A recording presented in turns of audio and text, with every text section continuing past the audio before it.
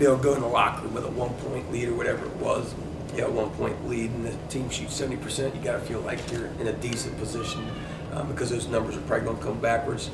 And I thought we did a much better job second half. And I thought Jordan Jackson was really, really solid tonight with a lot of decision-making offensively and really helped us. And we need to get a little swagger back after a few losses in a row. And the kids really needed a win, and they hung in there and found a way to get it done. I think 90% of it was us. I mean, when you're catching the ball a foot away from the basket and all you're doing is catch and turn and laying it in, there's not a lot of effort going on to keep the ball from getting in the post. And it's partly my fault, though, because I didn't want to double the post right away. And assistants were asking to do it, and I thought, you know what, we got to be able to do it without doubling the post here a little bit. And we got to have some energy, and our guys have to just make it difficult on them to catch the basketball in a position that's not so easy to turn and score. And so we weathered that the first half, and our kids made a much better effort probably the last 25-30 minutes inside, and that really helped.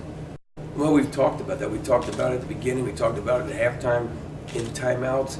Just say, come on, we're fine. And then they take it on themselves, and then I don't think we had a lot of bounce to us, whether it been on the bench or on the floor that first half. And I thought there was a lot of careless mistakes that we had that we survived. And once we survived it, and probably the biggest stretch came when Tyler White hit a three, and then in transition, Cole Murray turned around and hit that three. And that put us, that got us a little more energy throughout. And probably the other thing that I thought, I really did, this is going to sound crazy, but I thought, okay, we're going to be all right. When Jalen finally made a dunk, I mean, he's missed 4 out of the last 5 at that point. He really did. And you're going, we can't survive in that many points being left on the floor. That's the bottom line. We're not that good to leave 4, 5, 6, 7, 8 points out there on very, very makeable, which is probably the most, supposed to be the highest percent shot. It was both. I thought I was just as concerned about defense, making sure we had guys out there that were going to set, you can get into rhythm offensively, but also defensively, and make sure that we had guys out there I thought would be able to match up regardless who they were going to, if it was a post or prep, they were going to be fine out there.